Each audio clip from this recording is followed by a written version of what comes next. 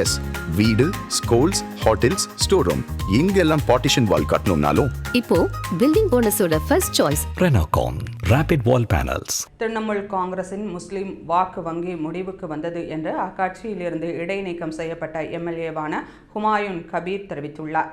மேற்கு வங்கத்தின் முர்ஷிதாபாத்தில் பாபர் மசூதி கட்டப்படும் என்று தெரிவித்ததை அடுத்து பரத்பூர் தொகுதியின் எம்எல்ஏவான ஹுமாயூன் கபீர் திரிணாமுல் காங்கிரசிலிருந்து இடைநீக்கம் செய்யப்பட்டார். இந்நிலையில் தனது இடைநீக்கம் குறித்து தனியார் தொலைக்காட்சியில் பேசிய ஹுமாயூன் கபீர், மேற்கு வங்கத்தில் உள்ள முஸ்லிம்களின் முன்னேற்றத்திற்காக நான் தனி கட்சி தொடங்க உள்ளேன். நடக்க உள்ள மேற்கு வங்க சட்டமன்ற தேர்தலில் எனது கட்சி சார்பில் 135 தொகுதிகளில் வேட்பாளர்கள் நிறுத்தப்படுவார்கள். ஏஐஎம்ஐஎம்மின் உடன் கூட்டணி வைத்து தேர்தலை சந்தித்தது தொடர்பாக அக்கட்சியின் தலைவரான அசாதுதீன் ஓவைசியுடன் பேச்சுவார்த்தை நடைபெற்று வருகிறது. மேற்கு வங்க சட்டமன்ற தேர்தலில் நான் மிகப்பெரிய தாக்கத்தை ஏற்படுத்துவேன் என்று தெரிவித்தார்.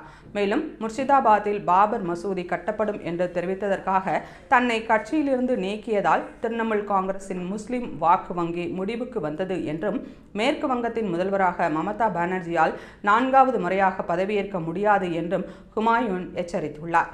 நடந்து முடிந்த பீகார் சட்டமன்ற தேர்தலில் ஏஐஎம்ஐஎம்மின் தனியாக போட்டியிட்டு 5 தொகுதிகளை வென்றது மட்டுமல்லாமல் முஸ்லிம்கள் அதிகமாக உள்ள சீமாஞ்சல் உள்ளிட்ட பகுதிகளில் இந்தி கூட்டணியின் தோல்விக்கு மிக முக்கிய காரணமாக அமைந்தது.